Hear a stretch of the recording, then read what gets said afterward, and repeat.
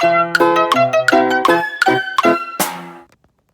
agora que estou no coche aquí nun área de servicio, acórdame unha historia que me pasou con Bateriño, que resulta que viñamos da parte de Pontevedra, de actuar, viñamos varios, e non viñamos no meu coche. Claro, eu fago moitos kilómetros de coche, pero conducindo case sempre, entón cando non conduzo, se as cousas non van como a mí me gusta, se as curvas non se collen como normalmente as collo eu,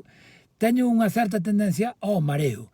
E entón viña eu xa algo tocado, aparte ceáramos de carallo, hai que dicilo todo,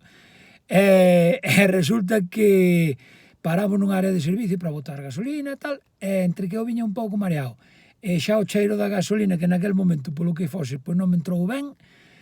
doume así como un apretón de que, bueno, é a clásica arcada, e entón eu dixen, ui, que vomitamos, me cache na porra. Total, que marchei do coche e escapei correndo para o baño da estación de servicio, metime no reservado este que hai, que teñen as tazas, os bateriños,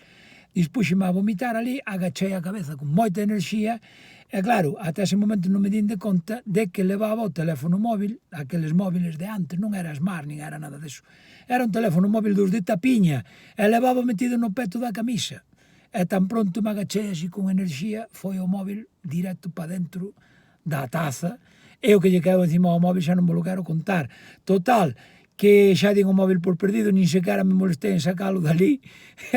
porque eso era irrecuperable, e claro, non había como agora as nubes e todo iso que gardan os datos, non, eu tiña todo metido no que era a memoria do teléfono, e non sabedes o que foi volver a recuperar contactos, números de teléfono, bueno, fotos non había, que daquela non